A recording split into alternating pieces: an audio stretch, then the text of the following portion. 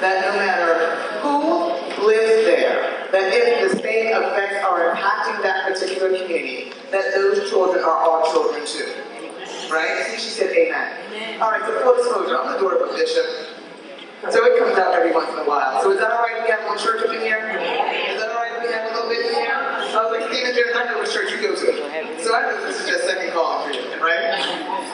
I'm especially excited about the fact, not just that we are here, but that we are here on today. That we are here on the horizon of the launch, October 1, of the enrollment session period, right? Is anybody else excited about that? Anybody else excited about the fact that we're about to have friends and family who are about to be covered? Yeah. Anybody else excited about that?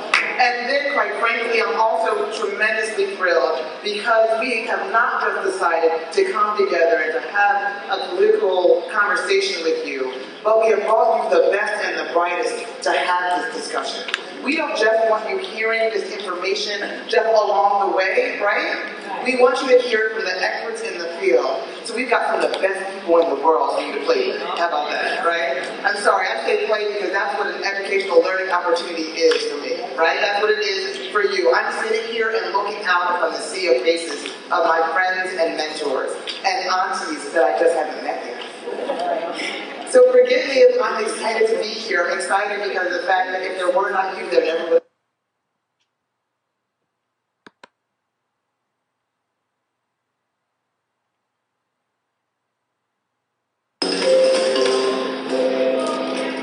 Well, it's finally happening. After years of drama on Capitol Hill, a Supreme Court case, a presidential election, and a Mayan apocalypse that could have stopped it dead in its tracks but didn't, the marquee elements of the Affordable Care Act, sometimes called Obamacare, are about to kick in. And big changes are coming to health insurance in 2014. In the next few minutes, you'll get a pretty good lay of the land by once again watching your fellow Americans, the U-Tunes, find their way through the system. There are 4 main ways nearly all of us will experience health care once the health reform law goes fully into effect.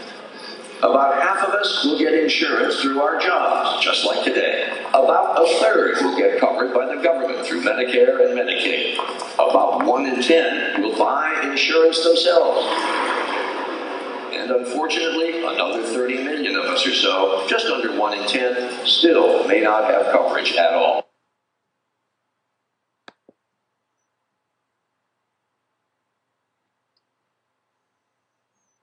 That next Tuesday will start the process for 32 million Americans to get health insurance.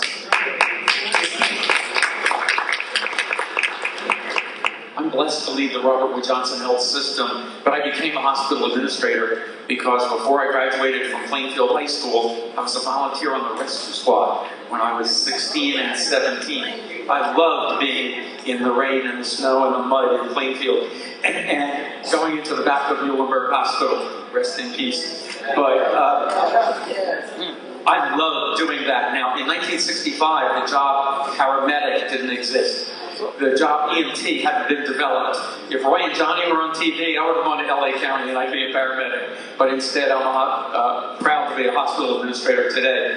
I went into the, I didn't want to study nursing or be a doctor. I wanted to study business. My dad said, why don't you go to Muhlenberg and ask about business careers? So it was right there that I learned about the opportunity to provide leadership in health services administration.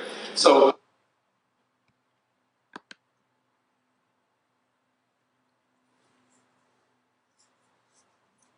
ways that we can do that. So we're not simply waiting, but we're anticipating the increase, and then we're trying to figure out ways to make it a more pleasant experience for you. One of the things as an ER doctor, I know that people never want to come see me. I'm not the primary care doctor. I'm not the good guy that people want to see. People never want to see me. So when I walk in the room and say, how you doing today? The common response is, well, I can't be doing too good because I'm here looking at you. So that's true. So I do understand that patients really don't want to come into the emergency department, but we try to make it as a pleasurable experience as we can. And we want you to know that if you have an emergency, feel free to come in and get some good quality care.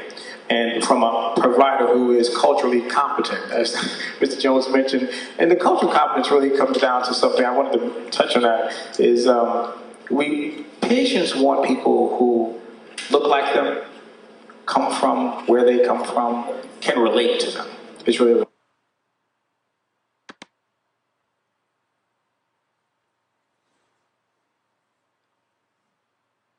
quick sense of what HHS is, Health and Human Services is. It's one of the 6 largest federal agencies in government. And what I like to call it is a cradle to the grave agency. You know why I call it cradle to the grave? Because whether you in the cradle or on your way to the grave, the U.S. Department of Health and Human Services touches your life at some point. So for instance, if you're a single mother pregnant with a child and you're low income, you probably get your health care through the Medicaid program, which is funded with money from the Department of Health and Human Services. When your child is born, if your child is in a Head Start Center, that Head Start Center is funded and supported by the Department of Health and Human Services.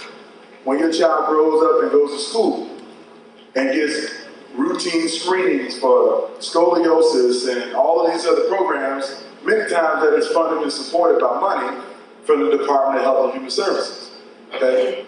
And if your child gets sick and gets the flu and you need to go to the pharmacy to get a bottle of Benadryl or Advil or something off of the shelf at the pharmacy, every single one of those products that's allowed on the shelf is regulated by the Department of Health and Human Services.